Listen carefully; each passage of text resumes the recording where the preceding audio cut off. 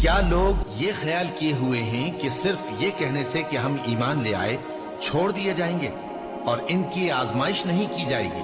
اور جو لوگ ان سے پہلے ہو چکے ہیں ہم نے ان کو بھی آزمایا تھا اور ان کو بھی آزمائیں گے، سو اللہ ان کو ضرور معلوم کرے گا جو اپنے ایمان میں سچے ہیں اور ان کو بھی جو جھوٹے ہیں۔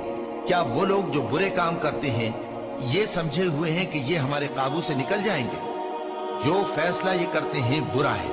جو شخص اللہ کی ملاقات کی امید رکھتا ہو تو اللہ کا مقرر کیا ہوا وقت ضرور آنے والا ہے، اور وہ سننے والا ہے، جاننے والا ہے۔